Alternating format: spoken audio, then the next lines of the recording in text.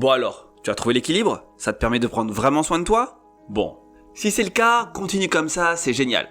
Si c'est pas encore le cas, c'est pas grave, sache que dans cette vidéo, tu vas avoir de nouvelles clés pour pouvoir y arriver encore plus facilement. Et dans la précédente vidéo, j'ai parlé de l'amour de soi sous l'angle de la satisfaction des besoins. Soit tu étais dans le sacrifice, dans l'égoïsme, ou alors dans l'équilibre. Si tu as besoin de réviser, je te mets la vidéo juste là.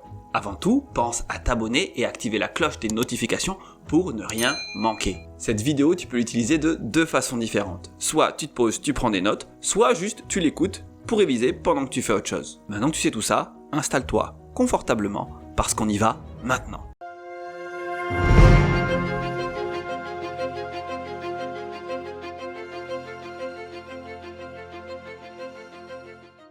Hello chers héros, chères héroïnes, ici Lishan, formateur, coach spécialisé dans l'accompagnement de l'hypersensibilité. J'espère que tu es dans une forme olympique. Et nous continuons ici cette formation sur hypersensibilité et estime de soi, épisode 8, l'amour de soi. Et oui, on continue encore sur l'amour de soi. La dernière fois, je t'avais proposé une définition de l'amour de soi. Je sais pas si tu t'en souviens. Bon, je te la rappelle. C'est le sentiment qui naît de l'acceptation et appréciation de soi-même et de l'attention portée à soi-même. Donc plus ces niveaux sont élevés, plus ton niveau d'amour de toi est élevé. Et je t'avais proposé deux axes de travail. Le premier était le niveau de satisfaction des besoins qui était lié à l'attention portée à soi.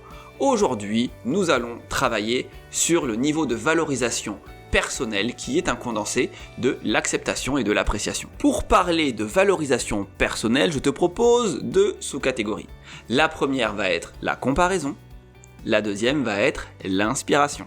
Et on commence, grand 1, la comparaison. La comparaison est devenue un fléau de notre société actuelle. Et en plus, l'usage des réseaux sociaux amplifie grandement, voire même dramatiquement, ce phénomène. Et ça peut même générer un profond mal-être chez certaines personnes. Mais que se passe-t-il concrètement? Comme je te l'ai dit précédemment, s'aimer, c'est se valoriser.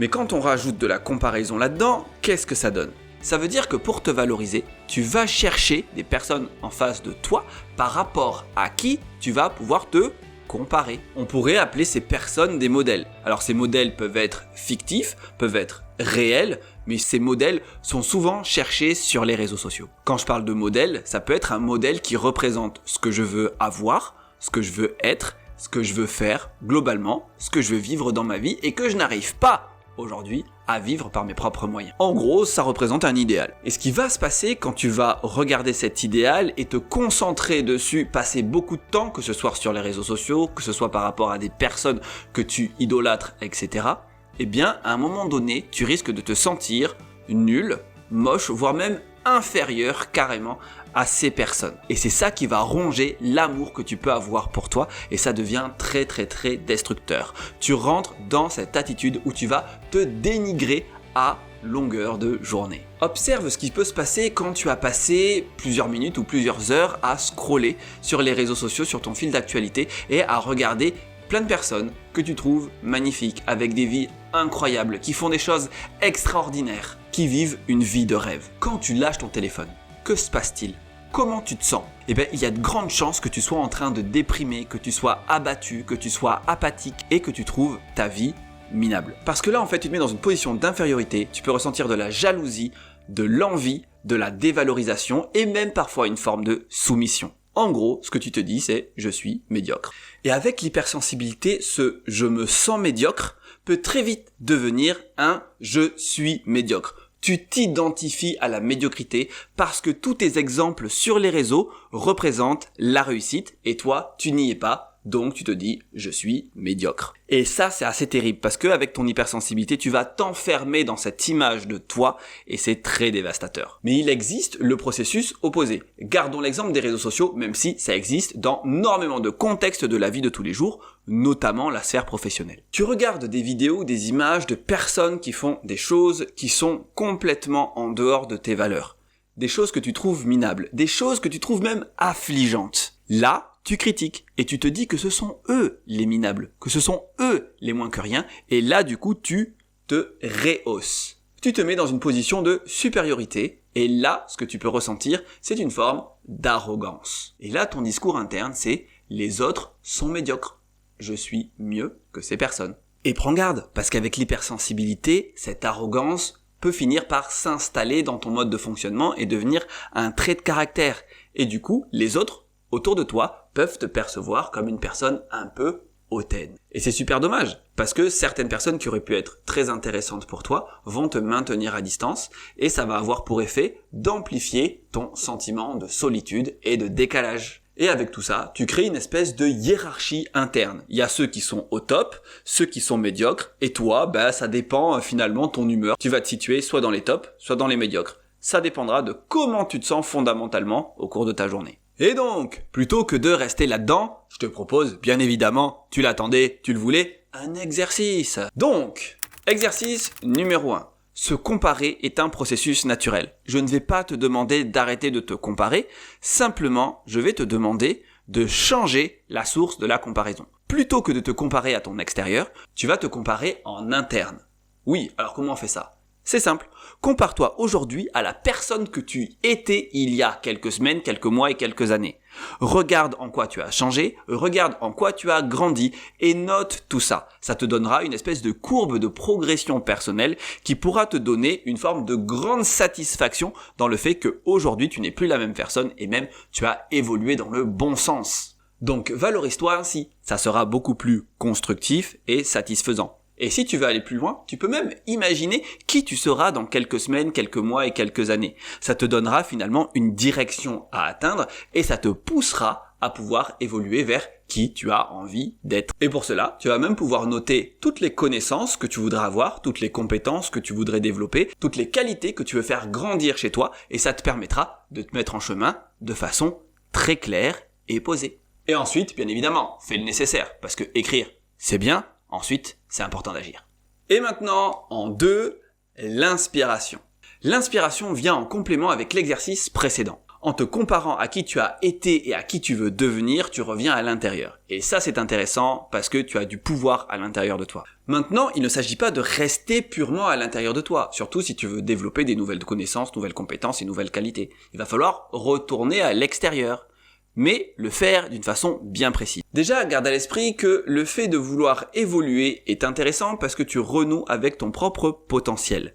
Et ça, c'est très porteur. Maintenant, pour t'aider à développer ce potentiel, tu vas avoir besoin d'aide. Et c'est là que retourner à l'extérieur est intéressant. Parce que quand tu vas remarquer qu'autour de toi, il y a des personnes qui réussissent à atteindre ce que toi tu vas atteindre, plutôt que de te comparer en te disant « elles y arrivent, moi j'y arrive pas », tu peux t'inspirer en te disant « elles y arrivent, j'ai le potentiel pour pouvoir y arriver, donc comment je vais pouvoir m'y prendre pour avoir un résultat similaire ?» Donc au lieu de te dire « pourquoi ils y arrivent et pas moi ?» tu vas pouvoir te demander « comment font-ils pour y arriver et comment moi je vais pouvoir m'y prendre pour y arriver aussi ?» tout en respectant bien évidemment mon intégrité personnelle. Et là, tu t'inspires des personnes qui sont autour de toi. Tu n'es ni dans la jalousie, ni dans l'arrogance. Tu retrouves ce sentiment que je trouve hyper intéressant, la fierté. Tu es fier de toi. Et tu n'as pas besoin de rabaisser les autres pour y arriver. Parce que tu te rends compte que là, chacune a sa place. Et ce qui va être important, ce n'est pas de prendre la place de quelqu'un d'autre, mais toi, de prendre pleinement ta place. Et donc à ce moment-là, les réseaux sociaux ont beaucoup moins d'emprise sur toi. Tu peux regarder des vidéos, des photos, des textes qui vont t'inspirer. Et une fois que tu as pris ta dose d'inspiration, tu agis dans le sens de ta réalisation personnelle. Donc, à partir de maintenant, garde à l'esprit que tu as de la valeur. Et fais en sorte de t'inspirer des personnes qui te permettent d'avancer sur la voie que tu as décidée pour toi. Et en faisant cela, tu crées des relations gagnant-gagnant. Et c'est pour ça que maintenant, je te propose un deuxième exercice. Trouve des modèles inspirants. Nourris-toi de leurs messages chaque jour et mets en application les actions qui te permettent d'avancer sur le chemin qui est le meilleur pour toi. Avance dans le sens de ta réalisation personnelle et de ton bien-être. Ne te concentre plus sur ce que font les autres. Garde à l'esprit que tu as un potentiel, que les autres ont un potentiel et reste en connexion avec les personnes qui partagent ce point de vue pour générer une dynamique d'évolution. Personnellement, j'aime les citations inspirantes. J'en regarde très souvent et même j'en crée. Donc si ça t'intéresse, je t'invite à venir sur mon compte Instagram où tu pourras découvrir 3 fois par semaine les citations du jour. Maintenant, tu possèdes les clés pour nourrir ton amour de toi. Alors, fais-le! Nourris tes besoins, aide les autres à nourrir leurs besoins et ensuite, inspire-toi des bonnes personnes pour grandir te développer. Et en faisant cela, ton hypersensibilité devient ton plus beau cadeau parce que tu l'orientes dans une dimension beaucoup plus constructive. Tu utilises ta puissance personnelle dans une voie qui est claire, nette et précise. Et ce sens, c'est ton bien-être et ta réalisation personnelle. Alors fais-le, parce que ça n'a pas de prix. Si cette vidéo t'a plu, je t'invite bien évidemment à la liker. Si tu penses qu'elle peut aider une personne de ton entourage, vas-y, partage-lui, ça lui fera plaisir, ça me fera plaisir, ça fera plaisir à tout le monde.